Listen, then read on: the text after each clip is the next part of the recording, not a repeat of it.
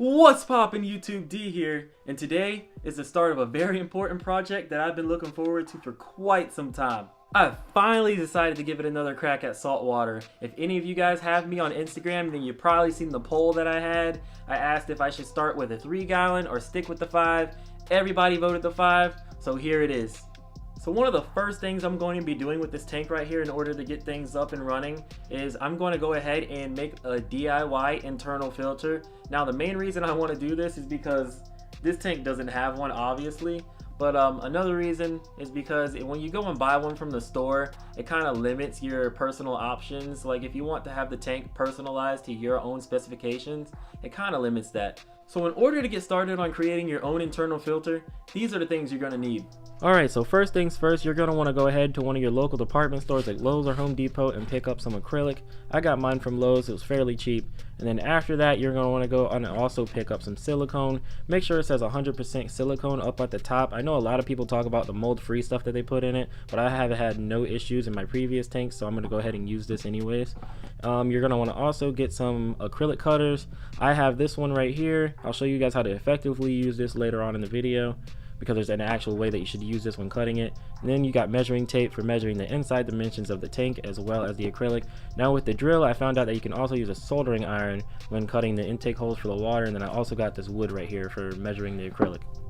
So after measuring the size and getting the dimensions of your tank for the acrylic, you're going to want to go ahead and take your acrylic out, and you're going to want to cut it to those dimensions and make sure that it fits. So here I'm taking measurements for the baffle so I can make sure that I have enough space to actually get my arms down into the chamber, just in case I need to make any adjustments later on. And with the acrylic cutting tool, this is how you use it. When you're making the cuts, you want to use this bottom blade on the bottom and the back, and you want to put some pressure down, because when you try to use it flat against the surface of the acrylic, it makes it really tough to actually get that groove in there, because once you make that groove, you won't need any wood or anything keeping your line straight, because the acrylic cutter will automatically do that for you.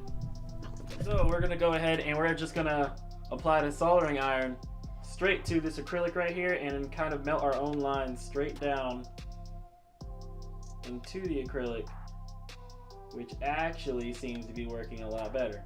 So as mentioned previously in the video, you could use a drill to cut the intake holes into the chamber for the water, but I'm using a soldering iron in order to get that waterfall type of effect. Alright guys, so I finally decided to go ahead and get some eye protection because I thought about it. When you're doing a project like this, you kind of want to be safe, you know? So when using the soldering iron, you want to be really cautious because the acrylic gets really hot and it begins to melt. And when it begins to melt, a lot of that melted acrylic tends to start dripping down, and you really don't want it to touch you because it's really hot and will burn like heck.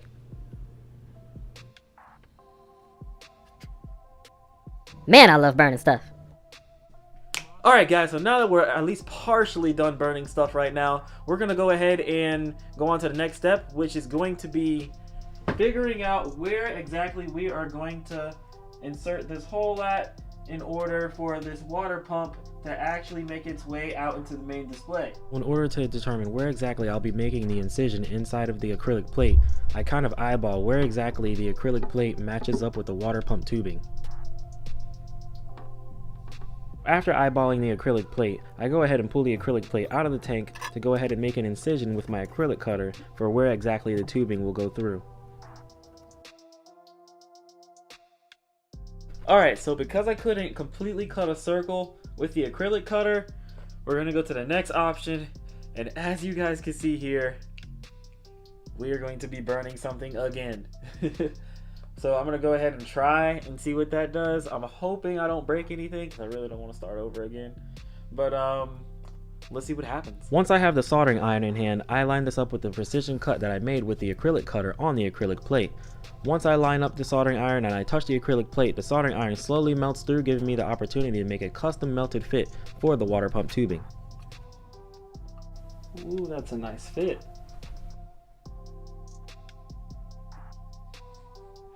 So after precisely lining the water pump tubing through the acrylic plate, I realized that the baffle was a bit too long and actually had to have a couple centimeters cut off in order for it to sit flush with the water pump as such. Alright guys, so now that everything's sized up to the way that we want it, we're going to go ahead and put the silicone on here with this brush, and we're going to get it concreted onto the tank. Once you've completely applied the silicone to the tank, allow it at least 6 to 12 hours in order for it to actually concrete to the tank before adding any type of water.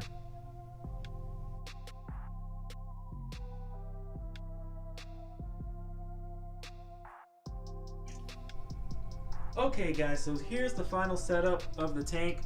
Please ignore the dirtiness of the tank because I'm going to go ahead and I'm going to scrape down this excess silicone right here. I'm also going to clean out the test water from the tank and hopefully get some salt water into the tank, and then I can put some sand and some live rock and then put some actual live stock into the tank later on once you guys stay tuned.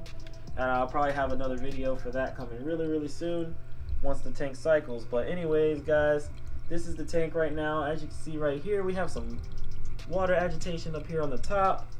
The water follows over to here, which is the first chamber, comes through this little entrance right here where it's met by the heater, follows the heater all the way down to this filter, and then it goes right under this baffle right here where it is met by the water pump, which spews it right back out into the main display. Now this is a really simple DIY setup, and I would definitely recommend it for someone who has a conventional tank that doesn't have an all-in-one setup like I did. It's really nice to have, and it's really easy to do. It's really fun as well, so I would definitely recommend that you go ahead and do that. It's pretty cool. But anyways guys, that's pretty much it for today's video. I'll keep you guys updated on what's going on with this tank. I'm probably gonna make a playlist for this tank, but I'm not too sure what I'm gonna name it just yet.